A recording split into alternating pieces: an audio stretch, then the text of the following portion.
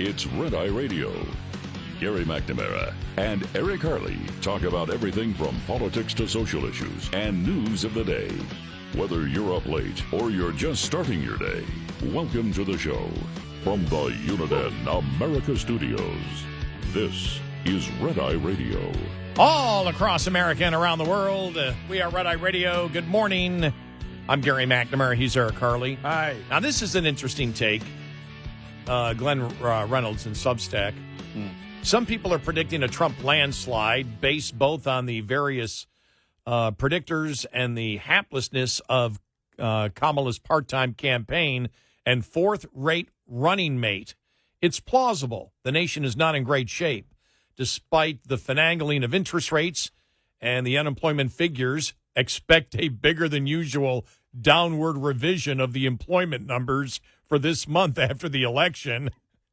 The Biden administration, after running a return to normalcy after the chaos of the Trump years, has delivered chaos in spades, and there's a pervasive sense everywhere from NASA to FEMA to the U.S. Navy that nothing, at least nothing related to the government, works anymore. Trump, meanwhile, has come back from not one, but two assassination attempts, named a first-rate, not fourth-rate running mate, and is barnstorming the nation, even as Kamala's appearances are so few and far between. The Democrats are worrying out loud to Politico. So there is a plausible story in which Democrats lose and lose big. But, there's also a plausible story where Democrats win. Politico, despite the worries above, is pretty much openly hoping for the devastation in western North Carolina, and Trump favoring parts of Georgia will suppress the Trump vote in the mostly red counties affected. Asheville is very lefty, but the surrounding areas are not, and thus flip the states to Democrats deciding the election. They have the tweet then from Politico. Helene hit Trump's strongholds in Georgia and North Carolina. It could swing the election. We are not hearing much about the urgency and sanctity of voting. Weirdly, with less than a month until the election. Talking about Democrats. Yeah, right. If people aren't able to vote in large areas, will the North Carolina legislature fail to certify its results? Might a Republican House refuse to certify North Carolina results if large parts of the state were disenfranchised? There's real potential for drama there. Or maybe voters elsewhere in North Carolina and Georgia, angry that their state seems to have been shortchanged by federal relief efforts, will vote for Trump as a response. It's even possible that Virginia, a likely Harris state that is adjacent to North Carolina and has had some damage itself, will respond unfavorably to the lousy treatment of their neighboring state. On the other hand, there will be an uncertain but possibly large amount of cheating, almost entirely in favor of Harris in a number of swing states. That could swing the balance, too. It's possible to build up all sorts of entirely plausible stories leading to a Trump or Harris victory. It's impossible to tell which ones are right at this point. And with a month to go, who knows what will happen next in this crazy season that might tip the balance. Aliens? Yeah, right. It could be aliens. We're not going to count anything out. It's been so bizarre. But there's plenty of concern right now with the Democrats. They are scrambling for anything that will bring them a victory. But you have to look at where the motivation is for each party, where the energy is. And by energy, I mean the energy on the ground. It's why ground games are so critical. What I'm wondering is, I've been wondering about the internals with the Kamala Harris campaign. And Democrats worried about that, and the Democrats, the liberal activists in the media newsrooms, wondering and maybe even privy to some extent, internals that are showing bad news. But are they also aware of a really bad ground game? When you looked at Obama's ground game in 2008, and it came together in 2012, but it really didn't make the political circles like it did in 2008. It was when they talk about being a community organizer, it's what that means. Community organizer doesn't mean, putting charity stuff together. It's getting people to the polls. And in 2012, the Mitt Romney campaign botched it big time. I think it starts with a bad candidate. And that's exactly what they had in Mitt Romney. But also, you've got to have your ground game on point. In 2016, that was the case for the Republicans. And they had a ground game working really hard in the state we talked about before, Pennsylvania. I've heard nothing. Normally, there's one story by now, and maybe there will be between now and the election, on the ground game, and they don't call it. Maybe don't call it on that.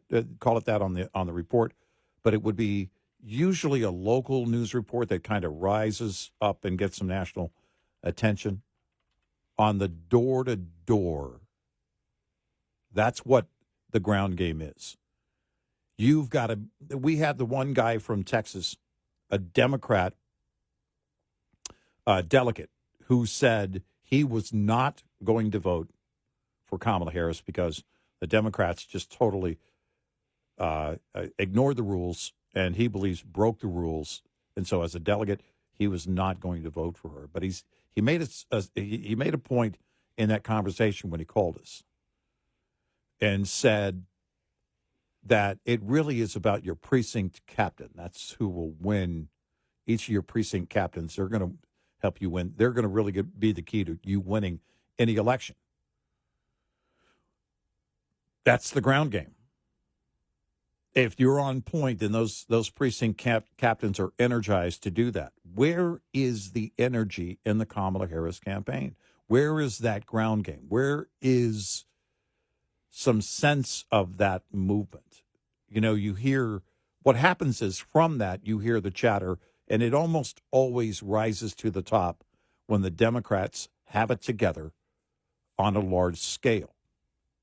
When during a presidential cycle, you hear something of it. And so far, we've heard nothing.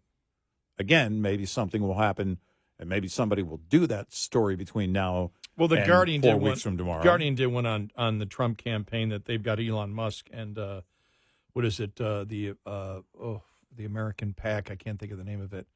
The other American, America PAC is what it's called. Mm-hmm. That's the Charlie Kirk one. Right. Did they mention her ground game at all? No, they were talking about Trump's ground game. Mm-hmm. And it said Trump campaign denied it has a reliance on America PAC, said it has more than 27,000 volunteers working as Trump 47 captains, a program in which Trump supporters receive MAGA merchandise if they get more people to register to vote. But they said Elon Musk has the group in Pennsylvania, but that's roughly 400 people. So again, you're hearing nothing in the media about her ground game, about the Democrats' ground game. You would think that it would be more active in that, even if there is very little faith that she's going to win. If they don't have the confidence in her, they certainly are desperate to save anything they can on the down ballot. Because you look at it right now, and there's a decent chance that the Republicans come away with 52 in the Senate. And that accounts for where they are right now, with the polls the way they are right now, and two toss-up states or would-be toss-up states, Florida, and going to Rick Scott, and then Montana. Here it is. You've got Scripps News. Harris-Trump build up ground game as Election Day nears. Despite questions over former President Trump's ground campaign, he's opened up more campaign offices than Vice President Harris. But she's way outspending him, by the way, on TV ads. Yeah. As we said, though, if the TV ads aren't, you can have, if they're not sellable, you can have twice the money, 3 times the money, 10 times the money. We've said this for years. It's the message. Look, you're going to need money, but the money has to facilitate the right message. So, again, nothing on the ground game. And that's where elections are won and lost today. As they write here, it takes thousands of hours and millions of dollars to run a successful presidential campaign. Field officers are typically filled with local staffers and volunteers, boosting support and encouraging voter turnout. Republicans are confident in their strategy. According to a Republican National Committee spokesperson, they have over 300 offices across the battleground states with hundreds of paid staffers and more than 27,000 trained Trump Force 47 captains. Their focus is turning out infrequent voters and encouraging voting early. Vice President Harris's campaign has slightly fewer offices in swing states, 238, but with roughly 1,750 staffers working in those locations. They seem to have more paid staff on the ground. I don't know what they seem to means. Either they do or they don't. Drumming up enthusiasm and volunteer support has typically been a Democratic strength, but campaigns are fueled by the top of the ticket. Trump himself has been busy on the trail, holding rallies and campaign events in all key swing states, a change from when President Joe Biden was leading the Democrat ticket. So there you go. Clearly, that's led to a different strategy with Harris, and it looks like it took them a little while, but now they've got the course corrected. But the problem is, if you're somebody who is a campaign person for Harris, what do you say?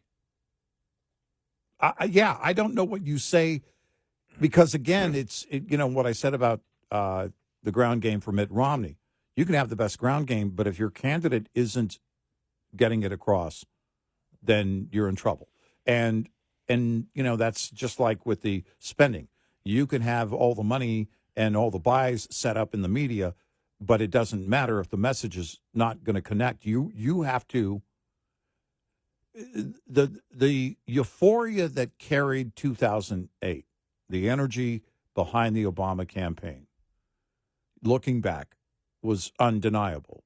You put that with a well-organized ground game, and it was, again, hope and change, blank canvas. He's going to do this, he's going to do that, and they just filled in the blanks on a number of things that were in the abstract.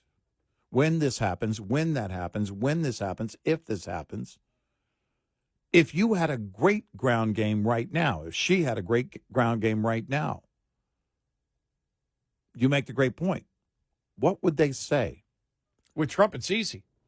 Very simple. Inflation. Yep. Border. Yep.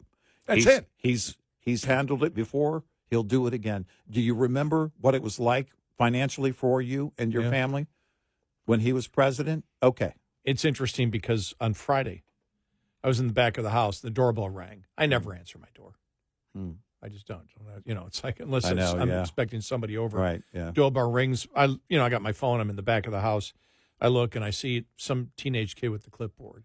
It's like, whatever, they're trying to sell me something. It's, right. What are they trying to sell me?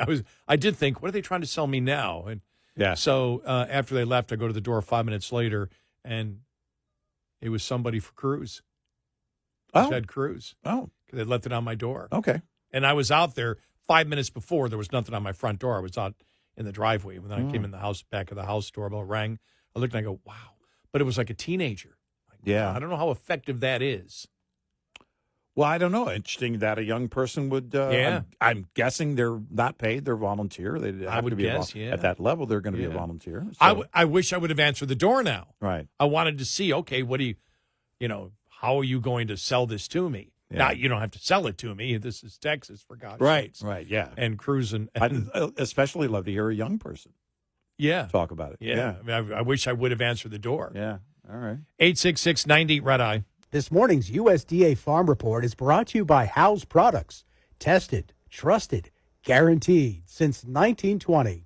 USDA coordinated response efforts to those impacted by Hurricane Helene. We're trying to be as flexible as we can within the law and help producers to the extent we can and try and move quickly, and that's going to be critical. Undersecretary for Farm Production and Conservation Robert Bondi has been involved with a multitude of briefings and efforts in federal Helene response and recovery, including, as part of USDA, we've got a committee set up across the agency to coordinate our efforts to make sure that in direction from the secretary and others. We're having lots of conversations with Congress about whether there's need for additional resources. In addition, we want to work with people on the ground, states, governors, producer groups, and others to make sure we can troubleshoot where problems arise so that we can address them. USDA efforts range from debris cleanup via the U.S. Forest Service to crop insurance to providing food supplies to impacted communities. I'm Rod Bain reporting for the U.S. Department of Agriculture in Washington, D.C. This report brought to you by Cenex Fuels and Lubes. Coming up, more with Gary McNamara and Eric Harley. It's Red Eye Radio.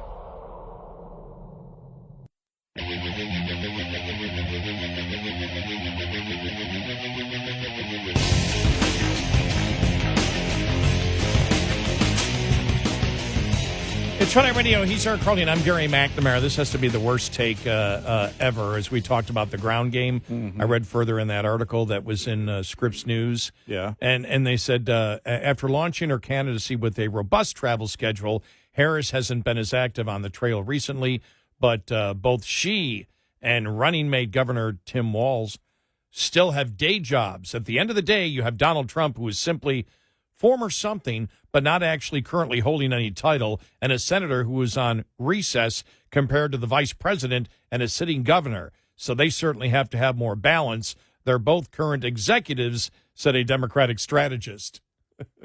Well, according to Biden, she's running the place. Yeah, oh my gosh, right. That's funny. Mm-hmm. Right. Sorry, I got a good kick out of it. All right, taking a look, Hurricane Milton, maximum sustained winds 100 miles an hour still. Yeah. Moving east-southeast at 8 miles per hour. Yeah, so they're expecting it being upgraded to a major hurricane, which means 110 mile an hour or more. We'll see how strong it becomes as it makes its way through the Gulf, heading straight for Florida. They believe sometime evening on Wednesday evening. And one of the things they're looking at, one of the forecast models showing that wind shear may diminish some of the strength right at the last, in the last hours before making landfall. But my question would be, and we'll see, because again, it updates the forecast for any hurricane is going to update on a regular basis. This is why the National Hurricane Center puts these advisories out every 3 hours, and even more often, depending on how close we are to landfall. But my question would be, are they expecting those wind shears to cut down on those winds that arrive ahead of the hurricane's eye? And I haven't, seen the details yet. And I think they're just in the situation now of not knowing when those wind shears are going to be in place versus how close the hurricane is going to be to Florida. So all of that has to come together. But the forecast models will, again, evolve as we get closer and closer to Wednesday evening, and that's when they believe it will make landfall somewhere on the west coast of Florida, go through Florida, and then back into the Atlantic. Yeah, right now it shows that, again, this would be the first direct hit of a hurricane on Tampa or close to Tampa in over a century. Yeah. I was just looking at a media post from a friend of mine, Ray, who lives in Sarasota, said, it looks like it's dipped a little bit. It looks like we're ground zero for the eye right now. But again, it's so far off, you really don't know at this point. Right, yeah.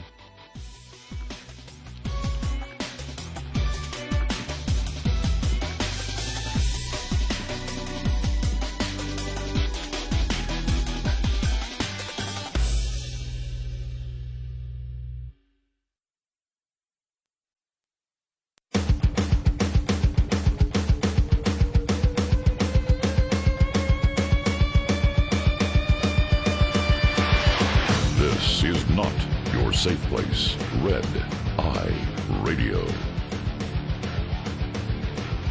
And he is Eric Harley, and I'm Gary McNamara. Just show you a little bit of insanity going on in Democrat cities, Eric. All right. Chicago is in the middle of negotiating what is likely to be a costly new contract with the Chicago Teachers Union, Mayor Johnson's largest campaign contributor.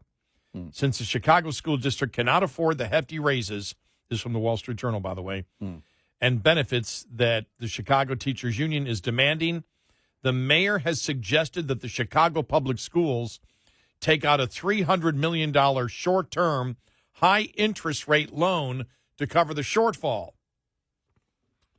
The Chicago Public Schools CEO, Pedro Martinez, rejected this as irresponsible and unsustainable. In a column in the Chicago Tribune in September, he wrote that he is against exorbitant short-term borrowing, a past practice that has generated negative bond ratings for the Chicago Public Schools and would likely lead to additional bond rate cuts, and higher borrowing interest rates. For that display of sanity, Mr. Martinez, has become persona non grata at City Hall. Local press reports say Mr. Johnson asked for the school chief's resignation, which Mr. Martinez declined. Mr. Johnson then began pressuring the school board to fire him for causing a roadblock to the contract demands, thus the school board's resignation and refusal to be window dressing for the Chicago Teachers Union agenda. Mr. Johnson says he'll now appoint a new slate of school board members on Monday, and no points for guessing they'll be allies of Mr. Johnson and the CTU. The 7 new members will have the authority to approve the loan Mr. Johnson wants and fire Mr. Martinez if they can invent a reason. The power play has outraged even the progressive Chicago City Council. In a blistering letter on Saturday, 41 of the City Council's 50 members called for the mass resignation unprecedented and noted it brings further instability to our school district. The letter noted that Mr. Johnson's emergency financing demands are especially rich since the city has spent more effort lobbying Springfield for $2 billion for a new stadium for the Chicago Bears than it has to try to shore up the Chicago public school finances. That's the insanity going on in Chicago. Or business as usual in Chicago. Business as usual. Okay. It is the political business as usual. It's exactly what you should expect. We want to do the impossible. We want to do something that's going to be very destructive. You get in our way, we're going to come after you. Not surprising. Nope. By the way, those union members, probably not Trump supporters. I'm guessing no. All right. The audio cut of the day has to be from last Friday. Yeah. When Kamala Harris was in Detroit. Yeah.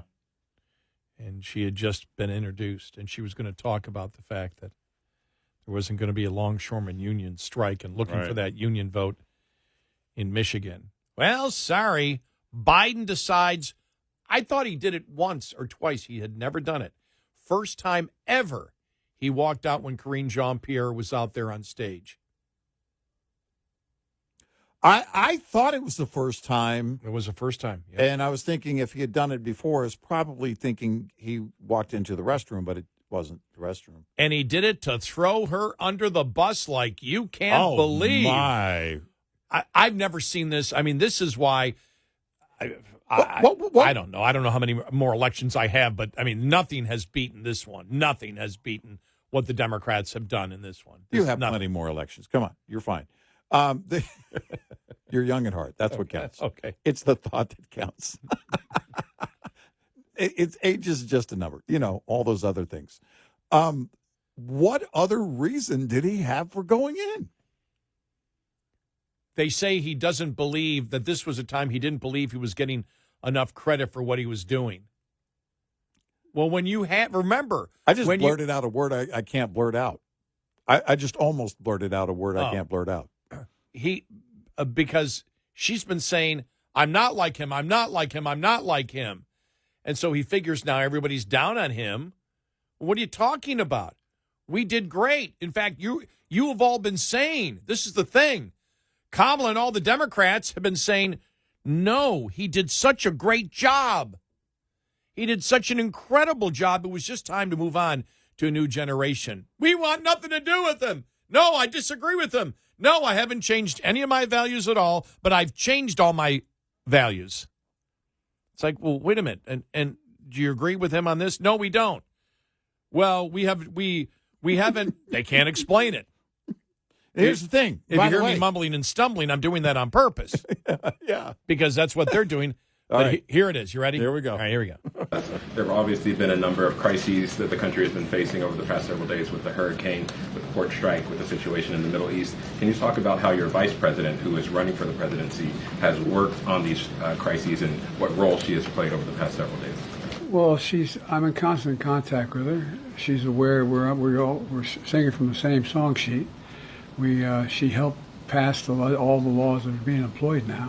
She was a major player in everything we've done, including passage of legislation which we were told we could never pass. And so she's been, and her staff is interlocked with mine in terms of all the things we're doing. No. Here's the thing. We got to play that again. We got to play that again because you got to listen to him. This is the equivalence, and I want to make it clear, under the proverbial bus of not just throwing someone under the bus, throwing some under, grabbing them out, and then throwing them back under the bus with each point that he makes along the way. He's throwing her further under the bus. All right, here we go. All right, I'll play it again. There have obviously been a number of crises that the country has been facing over the past several days with the hurricane, with the port strike, with the situation in the Middle East. Can you talk about how your vice president, who is running for the presidency, has worked on these crises and what role she has played over the past several days? Well, I'm in constant contact with her. She's aware we're singing from the same song sheet. She helped pass all the laws that are being employed now. She was a major player in everything we've done, including passage of legislation which we were told we could never pass. And so she's been, and her staff is interlocked with mine in terms of all the things we're doing. Six? Okay. Six times. 6 times under the proverbial bus. He ran her over with the bus, backed up, ran over her again. Backed up. I was waiting for, this is why I've made the mistake over the years, over the last few years of calling her President Harris. It's because in my mind, she's running the country. And I'm only two-thirds of the way there. Yeah. Then put the electric bus that's heavier in motion, ran over her again, and then backed up over her again. Yes. 6 times he threw her under the bus. It was like in his mind, all I've got to do is I've got to make this clear over and over and over and over again. I'm going to throw her under the bus. Not once, not twice, not 3 times, not 4 times, not 5 times, 6 times, as many times as I can. That was in 40, that was less, that was like 30 seconds. He threw her under the bus 6 times. Yeah. And he seemed to have more mental cognitive clarity than he has in a while. Because he went through all of it. Well, and when's the last time he proactively just jumped in front of the media? Never? 0. Not once. They've been having him go out separate doors on the other side of the lawn when he gets on Marine One. And all of a sudden, he just pops up. Hey, everybody, remember me? Oh, and by the way, we're connected at the hip. In fact, people don't know, but I'm legally going to adopt her and change her last name to Biden. I know she's an adult, but technically you can do it. That was not just weird. That was planned. What got under Joe's skin? And, of course, people created their own ads then. Oh. That's on social media. I want to play this here. Yeah. And this was an ad this wasn't the Trump campaign, right? But the ads, people were making up their own ads that just went viral. Here we go. Clearly, I am not Joe Biden. I'm in constant contact with her. She's aware we're singing from the same song sheet. She helped pass all the laws that are being employed now. She was a major player in everything we've done, including passage of legislation which we were told we could never pass. And so she's been, and her staff is interlocked with mine in terms of all the things we're doing. Clearly, I am not Joe Biden. They only had 5 dings because he added on something to that one, and we consider that a 6th point. Tell me what got under Joe's skin that had him walking into that room the other day. Somebody knows. It's been leaked to the media. They haven't. Something happened. Something happened, yeah. I mean, you made him mad. Yeah. You said something directly about him, Jack. And another thing. And another thing. And by the way, those are the things that we know about Joe Biden. Man, he holds a grudge. And he'll act on it. That was planned, but it may have been planned in the last 5 minutes before it happened. Is what I mean. It was clearly deliberate, and you heard him say it. Man, had he been that coherent during the debate, he might still be the nominee. When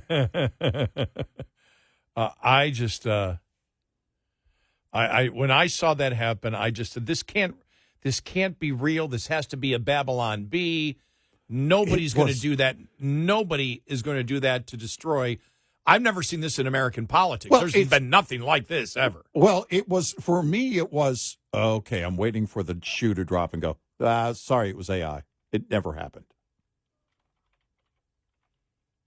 He was driven to do that by something that made him angry.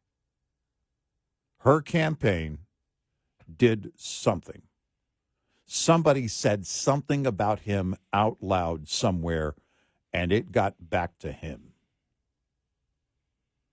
And nobody's going to tell him he can't get out there and talk to the media.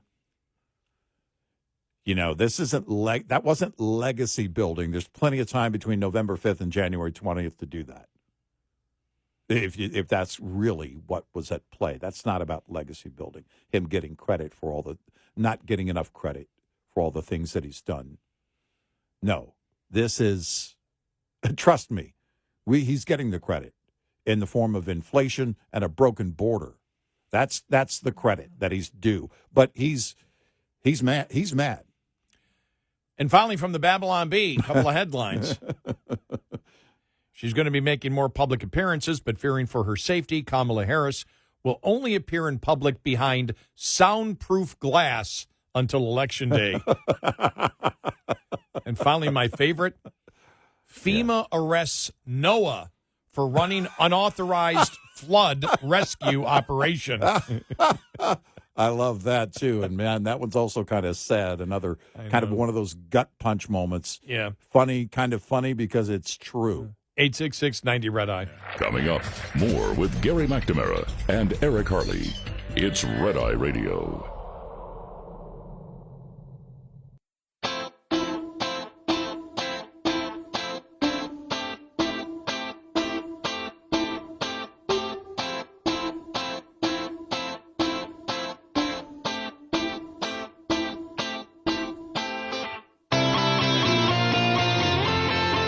It's Red Eye Radio.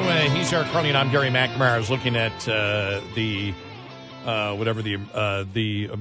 government of Pinellas County saying that, I don't know if it's the sheriff or whatever, saying, and that's just, right outside Tampa, Clearwater, stuff like that, where it hits the beach, and they're talking evacuation zones A, B, and C. Now. So you were telling me, I learned something during a break earlier, that they have already zoned in these areas, Yes. evacuation zones Yes. that apply to every Everything. storm. Yes. So Helene, they only did evacuation from Zone A. Right. Okay. This would be Zone B and Zone C. Right. And so, and they're saying that these are, they usually say mandatory evacuations, but they don't really enforce it. This, they say they're going to be more persistent on with this hurricane coming in. Right. Yeah. Well, with as deadly as we've seen Helene, the numbers, as they were rising, and it became one of the deadliest hurricanes on record. You just can't take any risk, and you have to. I think local officials have to do everything within their power to make sure that people are out of the way. We're going to follow Milton, Hurricane Milton, expected to become a major hurricane sometime today.